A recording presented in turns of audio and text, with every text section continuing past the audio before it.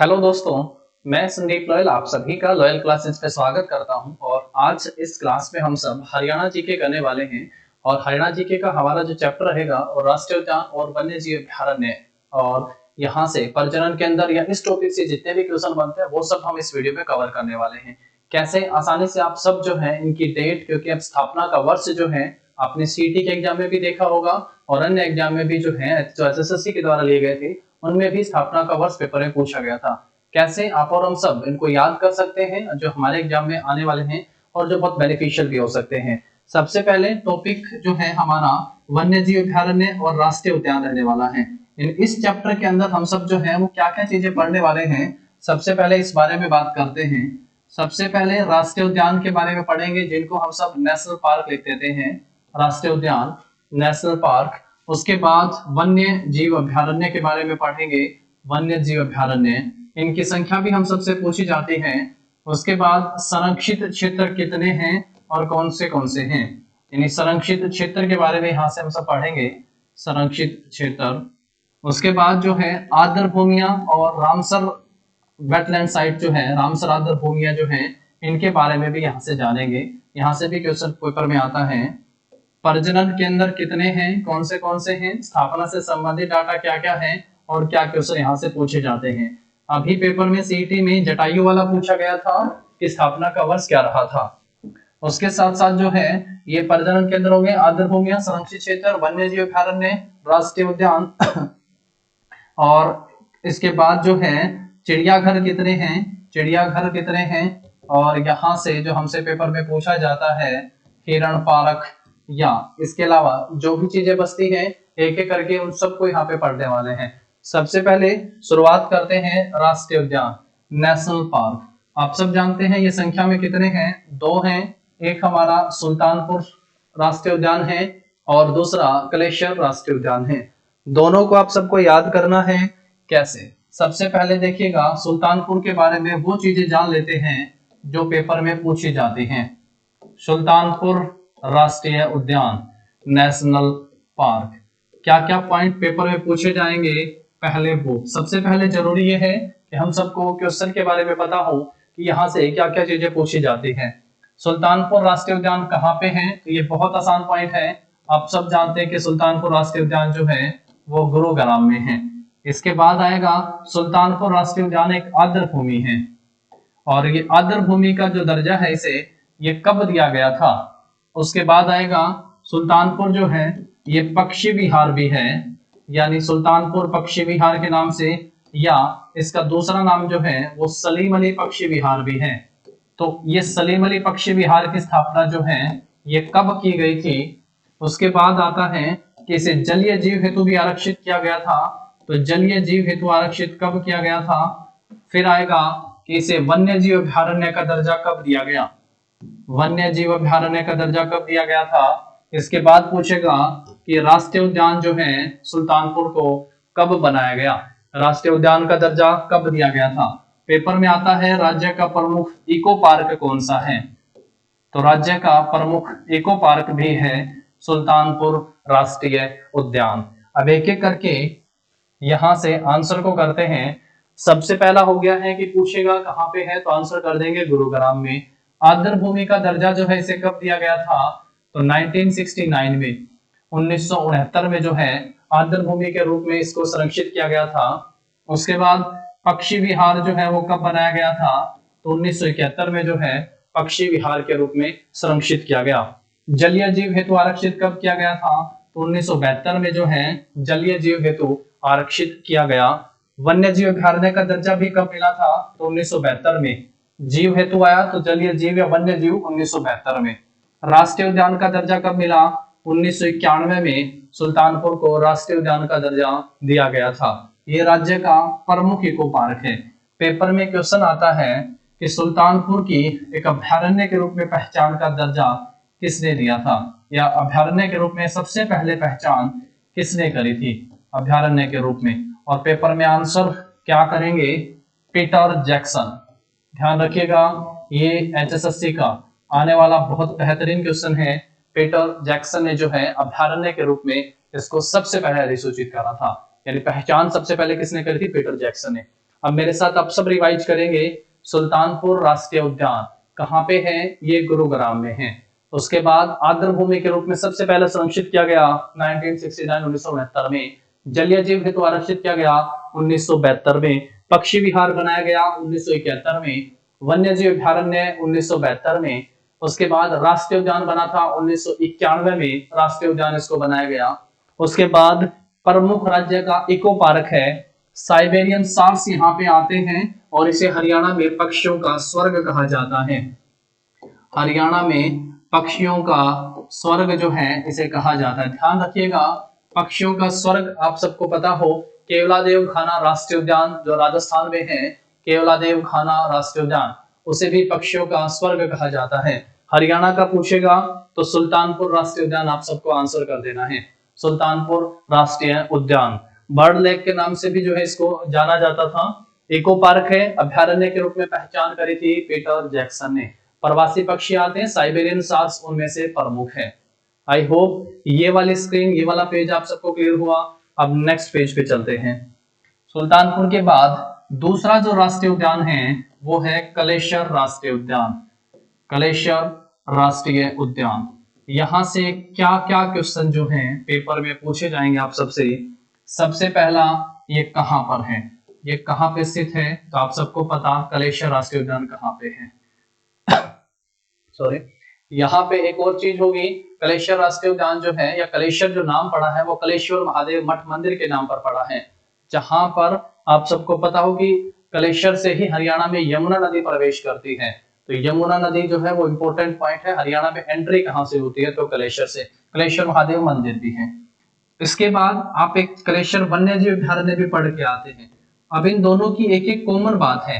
कलेश्वर वन्य जीव अभ्यारण्य, वो कॉमन बात जो है वो क्या है और क्या जो है वो इनमें आप सबको ध्यान रखनी है वन्य जीव अभ्यारण्य में। अब देखो, कलेश्वर में सिंपल लिखा है कलेश्वर राष्ट्रीय उद्यान। राष्ट्रीय उद्यान पार्क होता है, पार्क में रंग बिरंगे फूल होते हैं, कलर होता है। कलेश्वर से कलर ध्यान रखेंगे। और कलर फेमस कौन सा है? लाल।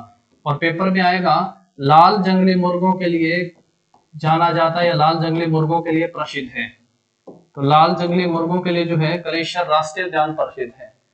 ये कलेश्वर में वन्य जीव हैं। वन्य जीव हैं, जीव क्या करेंगे? कलेश करेंगे, शोर शराबा मचाएंगे। शोर शराबा मचाने के लिए फेमस है भौंकने वाले हिरण। तो पेपर में अगर आएगा कि भौंकने वाले हिरण जो हैं वो कहाँ पाए जाते हैं, तो भौंकने वाले हिरण क्या आंसर करेंगे दोस्तों?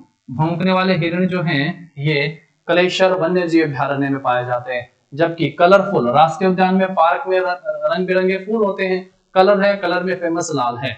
तो लाल यानी लाल जंगली मुर्गों के लिए फेमस है।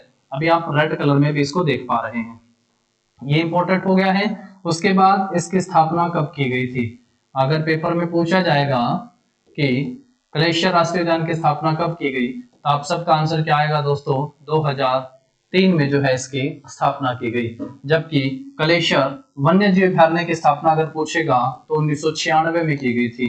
1996 में कलेश्वर वन्य जीव अभ्यारण्य की स्थापना की गई थी। ये हुए हमारे दो राष्ट्रीय उद्यान। अब वन्य जीव अभ्यारण्य के बारे में बात करते हैं। दोस्तों, सबसे पहले स्थापना का साल आप मेरे साथ याद करेंगे। वन्य जीव अभ्यारण्य जो है इनकी स्थापना का वर्ष 1986 रहा, उसके बाद 1987 रहा और उसके बाद 1996 रहा। कैसे आप सब ध्यान रखेंगे कि कौन सा कब हुआ? ये बहुत आसान है। कैसे?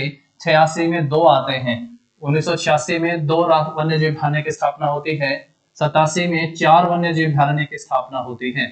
87 में 4 वन्य जीव अभ्यारण्य की स्थापना होती है, जबकि फिर से 1996 में 2 वन्य जीव अभ्यारण्य की स्थापना होती है। टोटल 8 की बात करेंगे। अबूब शहर को काउंट ना करके आप 7 कह सकते हैं, लेकिन टोटल 8 वन्य जीव अभ्यारण्य की हम इस क्लास में बात करेंगे कि क्योंकि स्थापना का वर्ष है उसको भी लगे हाथ हम याद कर सकते हैं।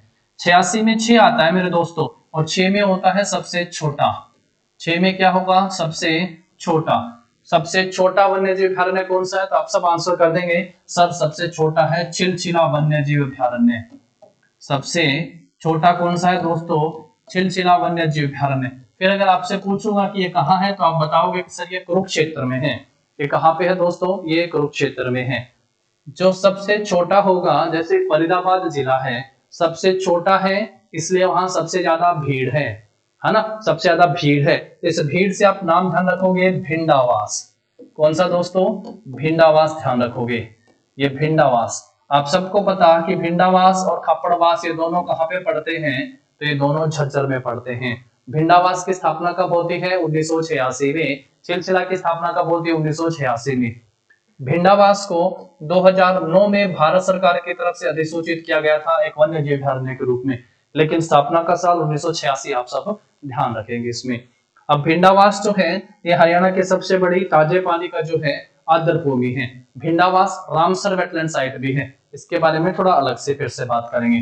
अब 87 में कैसे याद रखेंगे? 87 में देखो, 87 में 57 की साल याद आती है। 57 में वीर हुए थे, है ना, 57 की क्रांति लड़ी थी, वीर हुए थे। कौन वीर थे? वीर थे सर नाहर, वीर नाहर हुए थे जिन्होंने अंग्रेजों की खोपड़ी तोड़ी थी। थोड़ा सा बस याद करना एक बार, बाकी आप सबको पता है। खापड़वास और इनका पसंदीदा शहर आ गया है अबूब शहर। एक बचा कौन सा? अबूब शहर। ये चार वो हैं जो वर्ष 1987 में स्थापित होते हैं। वीर से वीर शिकारगढ़, वीर शिकारगढ़ आप सबको बताने की आवश्यकता नहीं होनी चाहिए, क्योंकि अगर आप सब तैयारी कर रहे हैं तो आप सबको पता होगा कि वीर शिकारगढ़ कहाँ पे है? पंचकुला में। नाहर कहाँ पे है? तो नाहर वन्य जीव अभयारण्य जो है ये रेवाड़ी में है। नाहर वन्य जीव अभयारण्य कहाँ पे है दोस्तों? रेवाड़ी में है। खापड़वास जो है ये झज्जर में है। खापड़वास वन्य जीव अभयारण्य झज्जर में। अब अबूब शहर कहाँ पे है? अबूब शहर है सिरसा में। अब एक एक दो इनकी खास बातें। अब खास बातें क्या हैं, कैसे याद रखेंगे? वीर शिकारगढ़। अब शिकार तो वहां पे किया जा सकता है ना, जहां पे क्या होगा? जंगल होगा, जंगल में बहुत ज्यादा पेड़ पौधे होते हैं। और दूसरा जहां पे बहुत सारे वन्य जीव होंगे, यानी शिकार तो जीव, तो ऐसे देखेंगे ना, शिकार जब करता है शेर तो बहुत सारे जीव होते हैं। तो वीर शिकारगढ़ एक ऐसा वन्य जीव अभयारण्य है जो कि बहुत सारा जीव जंतु और पेड़ पौधे की विविधता के लिए प्रसिद्ध है। कैसे लिखेंगे? वीर शिकारगढ़ के लिए लिखूंगा कि वनस्पति और जैव विविधता, जीव लिख देता हूं, ठीक है, जीव विविधता के लिए प्रसिद्ध है। यानी अनेक प्रकार की विविधताएं पाई जाती है, अनेक प्रकार के पेड़ पौधे और जीव जंतु यहाँ पे पाए जाते हैं। पेपर में आएगा कि हरियाणा में कौन सा ऐसा वन्य जीव अभयारण्य है जो कि वनस्पति व जैव विविधता के लिए फेमस है। तो आप सब आंसर करेंगे वीर शिकारगढ़। ओके। नाहर सिंह राजा थे, राजा को नवाब कहते हैं। क्या कहते हैं दोस्तों? नवाब। और पेपर में क्वेश्चन आएगा कि प्राचीन समय में दुजाना के नवाब की चारागाह था। प्राचीन समय में दुजाना के नवाब की चारागाह जो है वो कौन सा था? तो आंसर करेंगे नाहर वन्य जीव अभयारण्य था। प्राचीन समय में दुजाना के नवाब की चारागाह कौन सा था? नाहर वन्य जीव अभयारण्य था। खापड़वास की खास बात है, खापड़वास देखो खोपड़ी खराब हो जाती है जब क्या होता है? पर्यावरण में प्रदूषण होता है। तो मेरे दोस्तों इस पॉइंट को मन में और अपने खोपड़ी में ध्यान से सेट करना है कि पेपर में अगर आए प्रकृति व पर्यावरण, ध्यान से सुनना, ऐसा होता है पर्यावरण, प्रकृति या पर्यावरण, अगर केवल प्रकृति और पर्यावरण पूछेगा तो आप सब जानते हैं तीन ऐसे वन्य जीव अभयारण्य हैं जो पर्यावरण की दृष्टि से संवेदनशील घोषित किए गए हैं, लेकिन ये पर्यावरण में प्रदूषण के चलते हैं। प्रदूषण, पर्यावरण में प्रदूषण की दृष्टि से संवेदनशील घोषित किया गया है खापड़वास को। खोपड़ी खराब होगी जब पर्यावरण में क्या होगा? प्रदूषण। ध्यान से सुनना है, खापड़वास प्रदूषण के लिए जाना जाता है, तो प्रदूषण के चलते संवेदनशील क्षेत्र घोषित किया गया है। नहीं तो जो पर्यावरण और प्रकृति की दृष्टि से है संवेदनशील वो कौन सा है? छिलछिला, नाहर। ये दोनों आप सब ध्यान रखेंगे, छिलछिला, नाहर। और तीसरा कौन सा है? कलेश्वर वन्य जीव अभयारण्य। सॉरी, ये हो गई है इनकी खास खास बातें। अब हम सब देखते हैं 1996 में। अब तो आप कहोगे कि सर दो ही बचे हैं, और वो दो कौन से बचे हैं? एक पंचकुला वाला वीर शिकारगढ़ हो गया है, तो कौन सा बचा है दोस्तों? खोलही रेतान, खोलही रेतान वन्य जीव अभयारण्य, खोलही रेतान वन्य जीव अभयारण्य। और दूसरा जो है वो कौन सा बचा हुआ है? खोलही रेतान के बाद कलेश्वर, कलेश्वर वन्य जीव अभयारण्य। एक दोनों की खास बात है कॉमन, सन 2000 में इनको अधिसूचित किया गया था, इनके अंदर कुछ और भूमि भी जोड़ दी गई थी सन 2000 में। खास अभी मैंने बताया कि कलेश्वर, एक है कलेश्वर राष्ट्रीय उद्यान। राष्ट्रीय उद्यान में फल फूल होते हैं, फल फूल लाल रंग के होते हैं, तो लाल जंगली मुर्गों के लिए फेमस है। जबकि वन्य जीव अभ्यारण्य जो है, वन्य जीव शोर शराबा करते हैं, तो भौंकने वाले हिरण के लिए फेमस है कलेश्वर वन्य जीव अभ्यारण्य। तो पेपर में आएगा कि भौंकने वाले हिरण कहाँ पाए जाते हैं, तो आप सब आंसर करेंगे कि सर भौंकने वाले हिरण जो हैं ये कहाँ पे हैं, तो ये कलेश्वर वन्य जीव अभ्यारण्य में है। ये शिवालिक की तलहटी में बसा हुआ है, बस इसी नाम से आपको पेपर में दिखेगा, शिवालिक की तलहटी में, शिवालिक की तलहटी में। और बेर शिकारगढ़ के नजदीक कौन सा है, खोले रेतान। अब आप सब मुझे बताइएगा कि आपको ये डेट के साथ याद हुआ कि नहीं हुआ। अब फिर से इनको रिवाइज करते देखिएगा, 86 में, 87 में और 96 में। 86 में 6 आता है, 6 में छोटा शब्द आता है, तो सबसे छोटा है चिलचिला वन्य जीव अभ्यारण्य, सबसे छोटा है इसलिए भीड़ भी है, तो भीड़ से याद रखेंगे भिंडावास वन्य जीव अभ्यारण्य।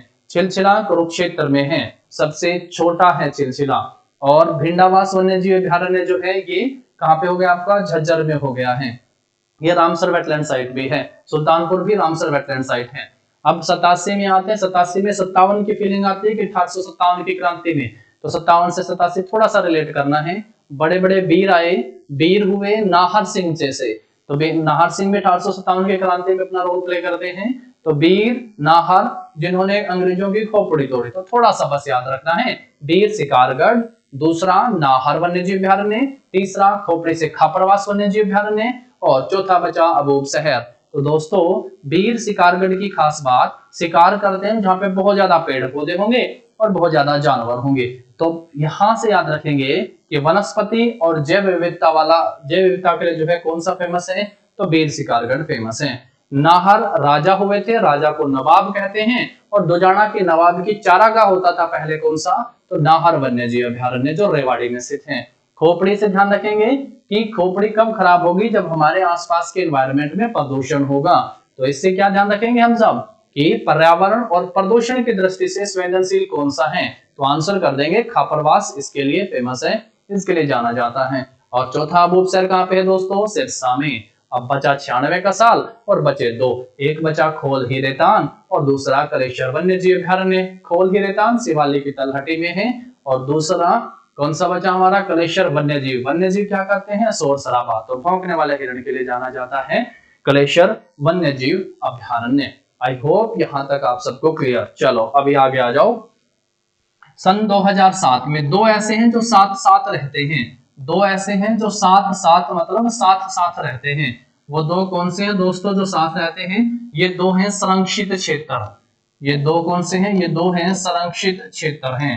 अब आप कहोगे सर कौन से, क्योंकि आप सब जानते हैं कौन से हैं। एक का नाम है सरस्वती वन्य जीव अभ्यारण्य, सरस्वती वन्य जीव अभ्यारण्य, और दूसरा कौन सा हो गया है हमारा, बीरबारा वन्य जीव अभ्यारण्य। सरस्वती वन्य जीव अभ्यारण्य और दूसरा बीरबारा वन्य जीव अभ्यारण्य। अब सरस्वती वन्य जीव अभ्यारण्य कहाँ पे है, तो आंसर होगा ये केथल में है। सरस्वती वन्य जीव अभ्यारण्य कहाँ पे है, केथल में, जबकि बीरबारा वन्य जीव अभ्यारण्य कहाँ पे है, जींद में। ये तीसरा नंबर का सबसे बड़ा आता है। और लेकिन इससे आप सबको एक पॉइंट और ध्यान रख लेना है, सोनसर जंगल, कौन सा दोस्तों, सोनसर जंगल के नाम से किसे जाना जाता है, तो सरस्वती वन्य जीव अभ्यारण्य को सोनसर जंगल के नाम से जाना जाता है। अब हम सब ने जो कलेश्वर राष्ट्रीय उद्यान पढ़ा था, एक बार पेपर में आया क्वेश्चन, महिला कांस्टेबल वाला था जो पेपर, उसमें कलेश्वर राष्ट्रीय उद्यान को लेके पहला तो ये था सरस्वती वाला था शायद उसमें को, लेकिन पेपर में क्वेश्चन क्या आएगा, कलेश्वर राष्ट्रीय उद्यान के साथ किन राज्यों की सीमा लगती है, तो कलेश्वर राष्ट्रीय उद्यान के साथ उत्तर प्रदेश, उत्तराखंड और हिमाचल प्रदेश की सीमा लगती है। उत्तराखंड से राजाजी राष्ट्रीय उद्यान से यहाँ पे हाथी भी आते रहते हैं, राजाजी राष्ट्रीय उद्यान से हाथी भी आते हैं, राजाजी राष्ट्रीय उद्यान से हाथी भी। तो कुछ ऐसे पॉइंट हैं जो आप सबको अपने माइंड में सेट कर लेने हैं। अब बढ़ते हैं आगे, नेक्स्ट क्वेश्चन पे चलते हैं। इसके बाद ये दोनों संरक्षित क्षेत्र हो गए हमारे, सरस्वती और बीरबारा। अब बात करते हैं प्रजनन केंद्र की। तो प्रजनन केंद्र आप सबको पता है कितने हैं दोस्तों, 8 हैं प्रजनन केंद्र। मान्यता प्राप्त प्रजनन केंद्र 7 हो जाएंगे। अब एक एक करके बात करते हैं। उससे पहले हिरण पार्क वाला प्रश्न पेपर में आता है। हिरण पार्क जो है ये कहाँ पे है? एक हिरण पार्क है हरियाणा में, हिसार में स्थित है दोस्तों। अगर पूछेगा इसकी स्थापना कब होती है तो आंसर कर देना है 1971 में हिरण पार्क की स्थापना होती है। हिरण पार्क 1971 में आ जाएगा। उसके बाद जो है आपको पता हो कि जटायु वाला जो है, जटायु प्रजनन केंद्र, ये पेपर में आया था। ये फेमस क्यों है और पेपर में आने के पीछे इसका कारण क्या है? जटायु और गिद्ध प्रजनन केंद्र ये फेमस था, इंपॉर्टेंट था। पहला ये कहाँ पे है तो आंसर करेंगे पिंजौर में है। जटायु या गिद्ध प्रजनन केंद्र कहाँ पे है? पिंजौर में है। जटायु इसकी स्थापना वाला ये सीईटी का प्रश्न है, अभी हमारे सीईटी में पूछा गया। इसकी स्थापना कब हुई थी? 2001 में इसकी स्थापना होती है। 2001 में जो है इसकी स्थापना होती है। 2001 जटायु में 3 अल्फाबेट है दोस्तों, 3 संस्थाएं हैं जिनकी स्थापना या जिनका काम कर रही हैं जटायु। एक सबसे पहले हरियाणा में है तो हरियाणा का वन विभाग, एक हरियाणा का वन विभाग। इसमें दूसरे नंबर पे आता है Bombay natural history, Bombay natural history society जो है वो इसमें काम कर रही है। और तीसरा royal society London, royal society London जो है, इन तीनों के सहयोग से ये स्थापित है। पहला तो पॉइंट ये। दूसरी इंपॉर्टेंट बात क्या है जटायु गिद्ध प्रजनन केंद्र की? एशिया का पहला फर्स्ट ये गिद्ध संरक्षण व प्रजनन केंद्र है। एशिया का पहला गिद्ध संरक्षण केंद्र है। एक तो ये इंपॉर्टेंट पॉइंट है, एशिया का पहला है इसलिए। और दूसरा इंपॉर्टेंट पॉइंट क्या है कि विश्व के सबसे ज्यादा, वर्ल्ड के सबसे ज्यादा गिद्ध यहां देखे जाते हैं। विश्व के सबसे ज्यादा गिद्ध पाए जाते हैं, ऐसा लिख लेंगे। इसलिए ये इंपॉर्टेंट है पेपर के हिसाब से। तो ये इसमें पेपर में आने वाली सारी इंपॉर्टेंट बातें। जटायु और गिद्ध प्रजनन और संरक्षण केंद्र कहाँ स्थित है? आंसर होगा पिंजौर में। स्थापना कब होती है? 2001 में। हरियाणा का वन विभाग, Bombay natural history society, royal society London, इन तीनों के सहयोग से ये स्थापित है। एशिया का पहला, सॉरी सबसे ज्यादा नहीं, एशिया का पहला गिद्ध संरक्षण और प्रजनन केंद्र स्थापित हुआ पिंजौर हरियाणा में। और विश्व के सबसे ज्यादा गिद्ध जो है वो यहाँ पे पाए जाते हैं। तो इसलिए ये वाला इंपॉर्टेंट हो गया है। हिरण पार्क हो गया है। उसके बाद हिसार में हम सब बात करते हैं। हिसार में क्या क्या है? हिसार में अभी हिरण पार्क 1970-71 में स्थापित होता है, इसको याद कर लेते हैं। हिरण पार्क कब स्थापित हुआ दोस्तों? तो ये 1970 या 71 में स्थापित हुआ था। 71 लिख लो हिरण पार्क। उसके साथ भैंस CIRB है, central institute of research on buffalo, केंद्रीय भैंस अनुसंधान संस्थान CIRB। इसकी स्थापना कब होती है बताओ जरा, सोचो। उसके साथ साथ अश्व, केंद्रीय अश्व अनुसंधान केंद्र हो गया है। उसके साथ साथ भेड़ अनुसंधान केंद्र भी यहाँ पे है, भेड़। उसके बाद सुअर प्रजनन केंद्र जो है वो भी यहाँ पे है। भैंस वाला पेपर में आएगा तो आंसर करेंगे 1 फरवरी 1985 को इसकी स्थापना होती है। अश्व वाले की स्थापना 7 जनवरी 1986 को होती है, जबकि 1989 में इस संस्थान का एक उपमंडल जो है वो बीकानेर में भी बनाया गया। ये भी ध्यान रखेंगे अश्व। और जबकि अश्वस्थलीन केंद्र अगर आपसे पूछेगा कि दोस्तों बताओ अश्वस्थलीन केंद्र जो है ये कहाँ पे है, तो आंसर आएगा अश्वशटलीन केंद्र जो है ये टोहाना में है। अश्वस्थलीन केंद्र जो है ये कहाँ पे है? टोहाना में है। भेड़ वाला जो है ये ऑस्ट्रेलियन सरकार की सहायता से स्थापित है। ये ऑस्ट्रेलियन भेड़ के लिए है, तो ऑस्ट्रेलियन गवर्नमेंट के लिए सहायता से जो है ये स्थापित है। ऑस्ट्रेलियन गवर्नमेंट सहायता से ये स्थापित है। 1969 का साल आप सब इसके लिए ध्यान रखेंगे। 1969 में स्थापित होता है। इसके साथ साथ अगर आपसे ऊंट का पूछेगा कि ऊंट प्रजनन केंद्र कहाँ पे है, तो आंसर करेंगे सिरसा में है। ऊंट प्रजनन केंद्र कहाँ पे है? ये सिरसा में है। हिरण पार्क 1971 में स्थापित होता है। Central institute of research on buffalo CIRB। भैंस अनुसंधान संस्थान 1 फरवरी, केंद्रीय है, ये हरियाणा का नहीं है, केंद्रीय सेंट्रल केंद्रीय भैंस अनुसंधान संस्थान 1 फरवरी 1985 को स्थापित होता है। हिसार में अश्व अनुसंधान संस्थान जो है केंद्रीय, ये 7 जनवरी 1986 को स्थापित होता है। 1989 में जो है यहाँ 1986 होगा, 1989 में इसका एक उपमंडल बीकानेर में भी। ऑस्ट्रेलियन केंद्र कहाँ पे है? टोहाना में है। भेड़, ऑस्ट्रेलियन भेड़ के लिए, ऑस्ट्रेलियन गवर्नमेंट के लिए की स्थापना से स्थापित है। ऑस्ट्रेलियन भेड़ है यहाँ पे, और 1969 में ये स्थापित होता है। सुअर प्रजनन केंद्र भी हिसार में है, और ऊंट प्रजनन केंद्र कहाँ पे है? सिरसा में आ जाएगा ऊंट प्रजनन केंद्र। उसके बाद जो है आपको पता हो प्रजनन केंद्र, एक दो मैं आप सबसे पूछूंगा, आप सबको आंसर करना है। वीडियो के लास्ट में कमेंट सेक्शन में जरूर लिखिएगा कि कहाँ पे है प्रजनन केंद्र। सबसे पहले आपसे पूछेगा चिंकारा प्रजनन केंद्र। चिंकारा प्रजनन केंद्र कहाँ पे है? ये हरियाणा वाले जो मान्यता प्राप्त है वो, एक है मयूर या मोर व चिंकारा, या मयूर चिंकारा प्रजनन केंद्र जो है वो कहाँ पे है। एक आपसे पूछेगा मगरमच्छ प्रजनन केंद्र कहाँ पे है। एक आपसे पूछेगा फीसेंट प्रजनन केंद्र कहाँ पे है। एक आपसे पूछेगा गिद्ध प्रजनन केंद्र कहाँ पे है। और एक आपसे पूछेगा रेड जंगल फाउल, रेड जंगल फाउल प्रजनन केंद्र जो है ये कहाँ पे है। एक आपसे पूछेगा काला तीतर प्रजनन केंद्र, ये कहाँ पे है बताइए। तो ये वाले प्रजनन केंद्र पूछेगा, आंसर क्या करेंगे? चिंकारा प्रजनन केंद्र कहाँ पे है? केरू भिवानी में है। केरू भिवानी में दोस्तों चौधरी सुरेंद्र सिंह के नाम से जो है हर्बल वाटिका भी स्थापित है। मयूर चिंकारा पूछेगा तो आंसर करेंगे कहाँ पे है? ये छाबुआ रेवाड़ी में है। मयूर चिंकारा प्रजनन केंद्र कहाँ पे है? तो ये छाबुआ रेवाड़ी में है। मगरमच्छ प्रजनन केंद्र कहाँ पे है? तो ये भौरसौदान कुरुक्षेत्र में है। भौरसौदान कुरुक्षेत्र में मगरमच्छ प्रजनन केंद्र है। फीसेंट वाला मोरनी पंचकुला में स्थित है। ये मोरनी पंचकुला में, जबकि ये दोनों कहाँ पे हैं? ये पिंजौर पंचकुला में है। मोरनी पंचकुला, जबकि ये पिंजौर पंचकुला में है। और काला तीतर प्रजनन केंद्र कहाँ पे है? ये कुरुक्षेत्र में है। ये बहुत आसान वाला टॉपिक है जो आप सब जानते भी हैं इसके बारे में। अब आगे बढ़ते हैं और चिड़ियाघर की बात करते हैं। यहाँ से पेपर में बहुत क्वेश्चन आए हैं। चिड़ियाघर जो है ये कौन से कहाँ पे स्थित है? सबसे पहले पेपर में आता है कि छोटा चिड़ियाघर जो है ये कहाँ पे स्थित है।